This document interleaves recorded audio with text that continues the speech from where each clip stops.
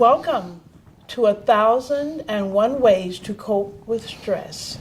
I am Professor Kinshasa Shabaka, and we again welcome Dr. Frederick Monderson, who will continue with part 2 of the Memphite Theology. Yeah. Thank you. Thank you again, Professor. As we were discussing before we went to break, the appearance of the demiurge, or Ra, one of the earliest deities to emerge in African human consciousness.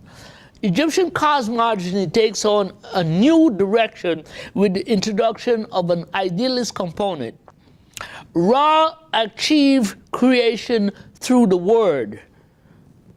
We see this in Christian and Islamic, Judeo-Christian Islamic religions.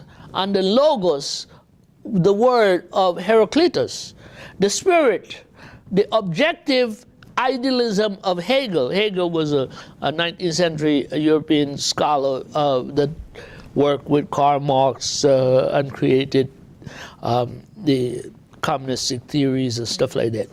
As soon as Ra conceived beings, they emerge into existence.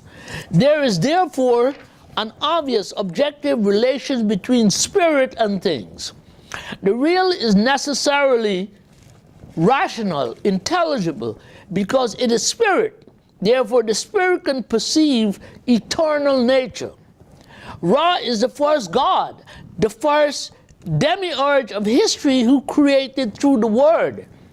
All other gods in history came after him, and there exists a demonstrable historical relation between Ra's words, the Ka, or the universal reason that is present everywhere in the universe and in everything, and the logos of the Greek philosophy, or the word of the religious, or the revealed religions. The objective idea of Hegel is nothing but the word of God, of Ra. Without God, the communists didn't believe in religion as you will. His is a mythicized version of the Greek Judeo-Christian religion, for as Engels remarked in his writings. Then Ra creates 4 pairs of divinities. Remember I said to you that that the emanations or the spirits or the creations of the African conception comes in twos, not in singles, right? So Ra creates 4 divine pairs according to Heliopolitan theology, cosmology. We have Shu and Tefnut, which is air or space, and humidity, water. So air and humidity, space and water. We have Geb and Nut, it's earth and heaven, or light and fire. In these first pairs are found the 4 elements that make up the universe. The pre-Socratic Greek philosophers, Thales, again, the pre-Socratic philosopher, Thales, Anaxagoras, Heraclitus, Parmenides, and Anaxagoras. Namely, this is how they coined it, right? Namely, air, water, earth, and fire. Even Plato will adopt those ideas of his Greek predecessors. And then we have Shu and Tefnut, Geb and Nut. Geb is the earth god, Nut is the sky goddess. Osiris and Isis, female human couple that will beget humanity. And they beget what became Adam and Eve. And then we have Set and Nephthys. They were a sterile couple that will introduce evil into human history. There is no notion of original sin here among these Africans, however. Evil is introduced by men, again, not by women.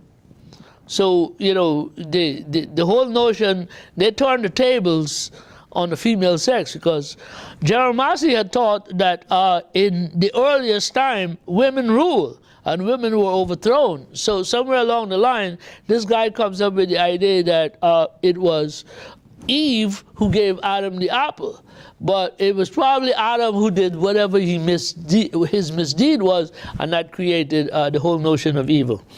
There is no pessimism nor misogyny, hatred of women or what have you, typical of the Aryan Semitic nomadic societies. Thus, again, the Heliopolis Ogdoads, Ogdoad is 8 and 1, 9, consisted of Shu and Tefnut, Geb and Nut, Osiris and Isis, and Set and Nephthys. Thus, 8 gods plus Ra equals 9, the Heliopolis Ogdoad. And I wanted to come back and point out to you the significance of, I've been working on a new idea, right? The significance of the triad, the Ogdoad, and the Ennead. So those 3 go together, having to do with divinities in their groupings. It is interesting that even while Diaplis, Nephthys, and are sterile, a later myth makes Anubis. Anubis was one of the gods of the dead. It makes him a son of Osiris with Nephthys. So we have the twin goddesses, Isis and Nephthys, and the 2 brothers, Set and Osiris. Osiris may have done something funny with Nephthys, one of his principal backers, of course, and created Anubis. Now, when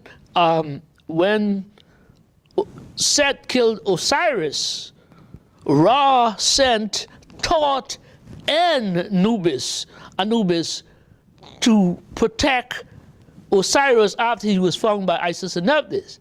And Osiris, when Anubis came in, he established himself.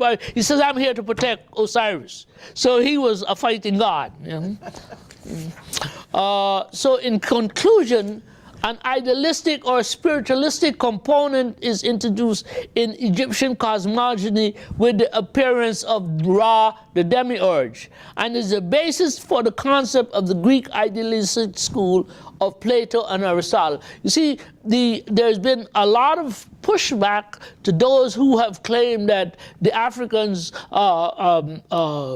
schooled the Greeks. We had back in the 90s, early 90s, Martin Bernal published his book, and he got, which in essence said that the Africans schooled the Greeks, and he got a lot of pushback from people like Mary Lefkowitz, who said not out of Africa, you know, because they were upholding the whole notion of the sacredness of Greece, but they didn't do the research. And somewhere in the discussion, someone had said to her, "Did you ever go to Egypt?" She said, "Not yet," you know, but she knew. She knew it's like something that's happening today. I didn't do this, but I'm doing this. You know what I mean, right? So a third component, finally, is Egyptian cosmology is, historically speaking, at the origins of the revealed religion, Judeo-Christian and Islam. Dr. Ben Johanan wrote African Origins of the Major Western Religions, Judaism, Christianity, and Islam. And he took a lot of heat for that because what he was doing is actually tracing the African origins.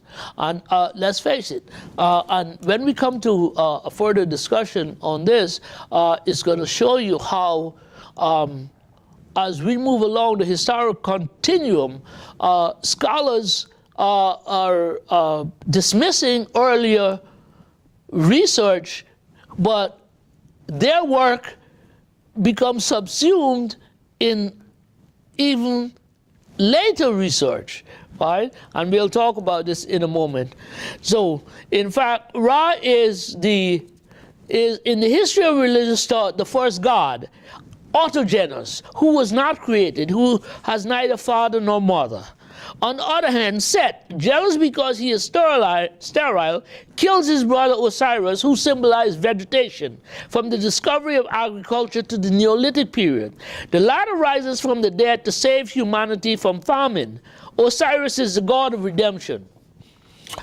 In other words, Osiris is a god who, 3,000 years before Christ, dies and rises from the dead to save men. He is humanity's god of redemption. He ascends to heaven to sit on the right hand of his father, the great god Ra. He is the son of God. In the book of the dead, it is said 1,500 years before Christ, this is the flesh itself of Osiris, Dionysus, Osiris's replica in the northern Mediterranean, across the river, across the sea.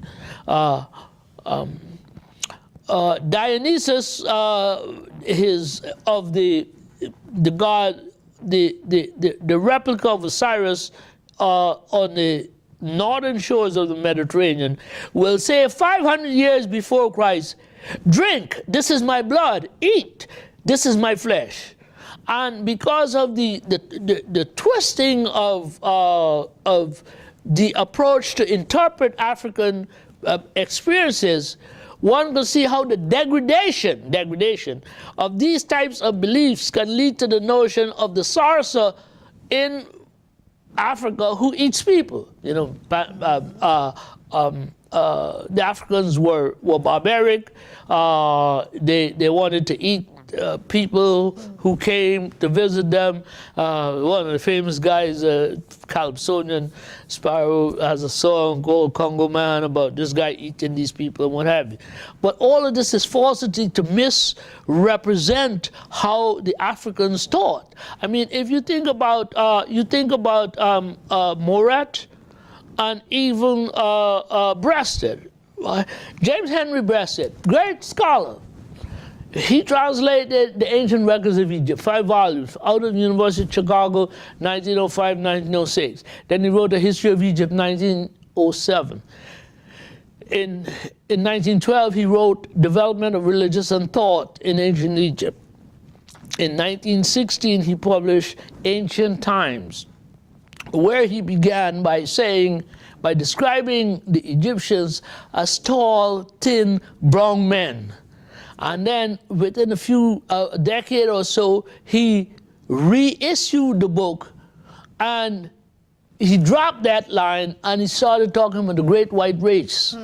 Okay, in 1926, he published The Conquest of Civilization. And then in 1934, he wrote The Dawn of Conscience, where man really began to think things through.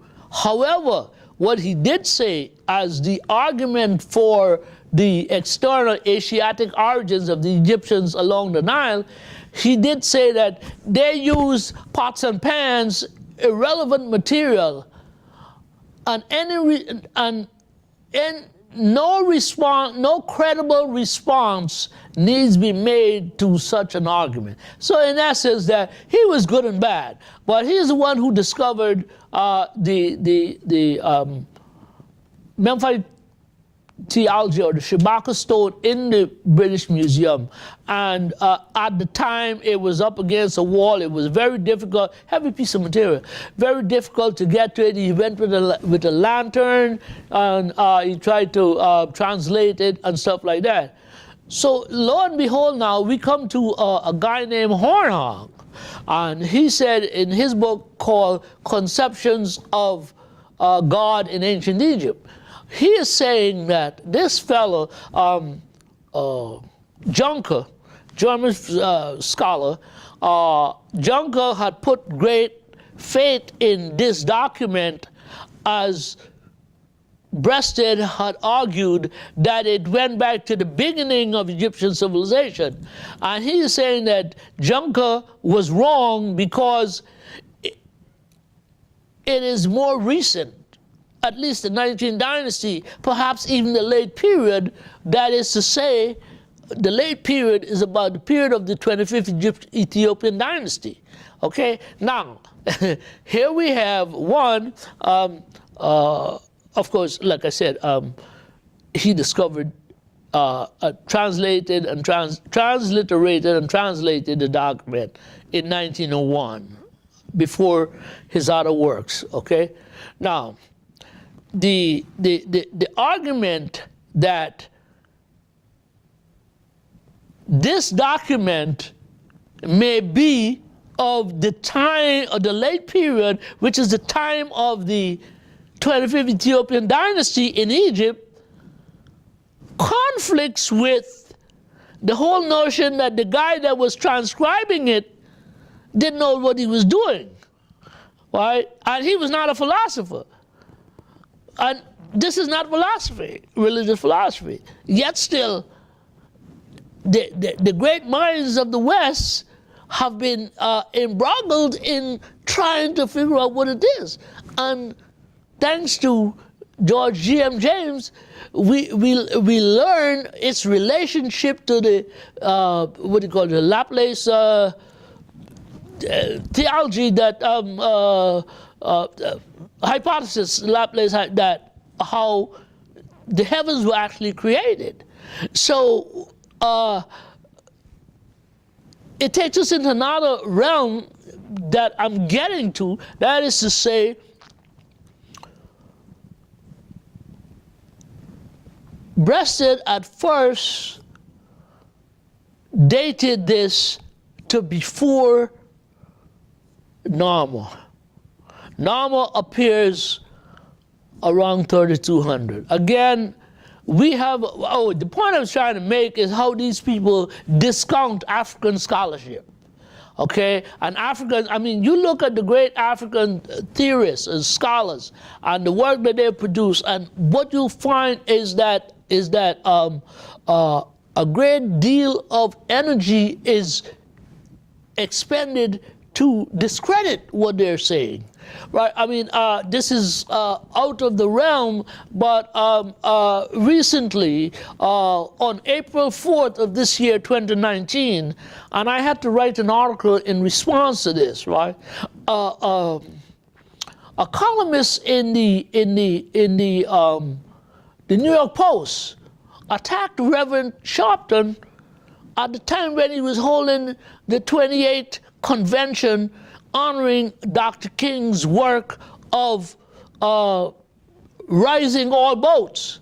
And he's saying that the writer said that how these Democratic contenders for the presidency coming to kiss the ring of a clown. Whoa. Right? Now, so I had to write and explain what it is that Al Sharpton was doing. Al Sharpton, in respect to what you say, in terms of, as I indicated, that long dusty road that he traveled in order to, from an 8-year-old preacher to where he is today, that higher ascent, to have run for the presidency and what have you. But he has established more than 72, 75 chapters of the National Action Network across the country, giving voice to many people who was ignored by both parties, if you will, right? And the fact that so many, they painted him negative, right? But so many entities have come forward. I mean, we talking about big businesses have come forward to support what he's doing, because it is saying, let's focus on the problems that are confronting the nation. But by the same token, it's a black man articulated a significant movement, and as a result, you get the kind of pushback. And it's the same kind of pushback this guy gives, because it's an African thought process. But exactly. Doctor, it seems as though we're having this constant battle between authenticity, integrity, and the demagoguery of so many of the Western thought that says we are superior. It's this constant effort to try to prove their superiority, to diminish and degrade the authenticity of the African past, which is so profound. Well, it's is one manifestation of the struggle between good and evil. Absolutely. We're on the side of good. That's on the side of evil. And as history will teach you, good triumphs over evil. Absolutely. Right? So, Truth will out. yeah. So let me get into, is there anything that you wanted me to explain further before we bring this second part to conclusion? Well, I think that you've emphasized the importance for this research that you have taken such an important role in to rediscover our past because it's been so buried over. I think that is the thing that we want to emphasize here. The work that you've done is so credible, and you've had to dig deep because people keep coming and trying to pile things on top of it that makes us lose or to obscure the truth. And that is the thing that I feel that your work is so important, as is the work of Diop and the others. You know. Well, I'm glad that you led the discussion into that direction, because I was in discussion with a gentleman from Harlem. I'm not going to give his name and what have you, and he was really saddened by the charlatans that are out there misleading our people into believing. And what he was talking about, he says, man, you know, they don't even believe that the hieroglyphics were translated. You know, I mean, how? And then this is the same school that are misleading these people by saying, don't read the white man and stuff like that. I mean, okay, so the white man did the study. He did the archaeological excavation, and when I've been dealing with a lot of old images, and when you see how the land over 1,000, 2,000 year period had been inundated with sand, covering all of the monuments, and now you look at the image of today where everything is clear, you have to give these people credit. Okay, so like I said in the beginning, they had pick of the crop, and they took out some of the best pieces to decorate their museums. We must remember that Lepsius sent 15,000 pieces to the Berlin Museum. Okay, George Reisner exported about 400 boxes to the University of California. Can you imagine? Think about what's in one box, but 400 boxes.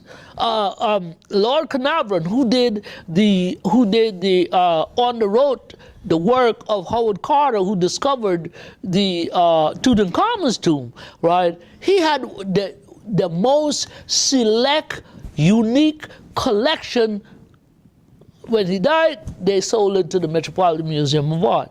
And of course, when you go to these museums, what you see on top is the proverbial tip of the iceberg, because they got so much stuff down there below the basement. And you know, someone has argued that there's some guy there, you know, chiseling away of the African images. You know.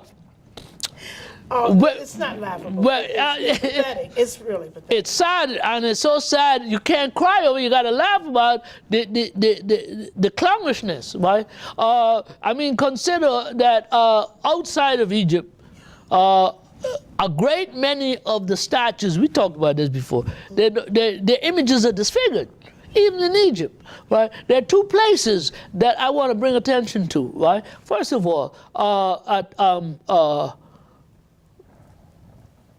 Komombo in the back. Komombo is a Greek temple, Greek era temple built by Egyptian crafts and Nubian craftsmen. There are images of Greeks, females, beauty. You know, Isis as a Greek, untouched. Untouched. In the most remote places in Africa, you see an image of an African woman is disfigured. An African man is disfigured. At Isis temple at Philae, when you get off the ramp on the dromos, just to the right, the eastern face, I can't remember if it's east or west, the first face wall of the three sets of temples on the eastern colonnade, right there, in plain view, is the Greek images, untouched. On the other side, with the Africans, well, you got to go and look for them. They're disfigured. Why? Eliminate the evidence of Africans in the experience that is not only African, is in Upper Africa, Inner Africa. You know, Alexander Moret said, argued, by whom was the South? We have this dichotomy because in the Memphite theology, Geb, the earth god, divided the country among Horus and Set. He gave Set the south, and he gave Horus the north. And in the inscription, it says to Horus, go to the place where your father was killed, that is to say, where he was drowned at the end of the river. And he said to Set, go to the place where you were born, which, given that Osiris is thought and Isis are thought to be Central African deities, he went to the south, right? All of this here is misrepresented, okay? And that is why we must trust our African scholars to do the research, ferret out the information. Dr. Diop said that the European scholars have so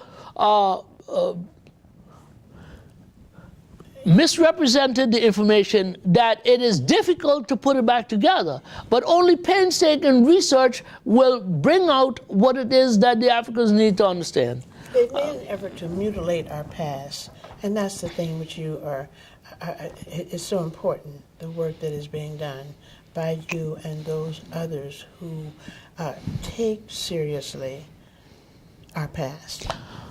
Well, I got to say to your readership, to your viewer audience, you got to read my books. You got to support me. My work is on Amazon. I got more than 30-odd books on Amazon. I'm in the throes of doing half a dozen right now to be released before the end of the year. But I'm actually doing the research. I'm going to Egypt on a daily basis. And I want to mention two things here before we close this session. First of all, that this year I'm going to be celebrating I think it's the 12th anniversary of my tribute to Dr. Ben Johanan, which comes around the Memorial Day weekend period. And I'm going to advertise soon enough the day that I'm going to be chosen. It's held in Brooklyn. And second, that I have begun a lecture series at Karnak Temple in Dr. Ben's name, because Dr. Ben was a master of Karnak. He'd been there 50 years. Just so equally his associate professor, George Simmons, and they praise Brother Abdul, who was the keeper. Right. So I've started that. So that means that I go there, it's going to be 4 years now, but I've been going there every year, practically every year since the mid-'80s, and certainly the '90s, right?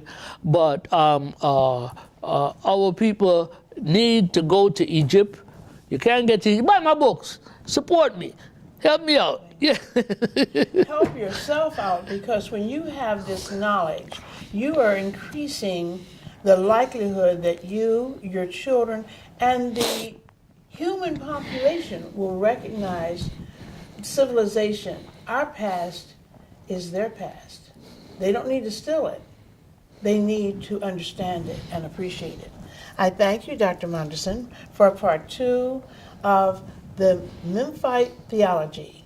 I just want to say one last thing before we close this session. This knowledge strengthens you, because you're going to encounter these pushbacks, and you got to be able to stand firm by knowing who you are, knowing what you know, and knowing how the putative record has been distorted to denigrate you and to uphold the oppressor. And only through knowledge is strength. Educational knowledge is more important than financial and political. Now, not to say that these are not, but by immersing yourself in a study of your heritage, you can be able to thwart any kind of distortion that is presented to you.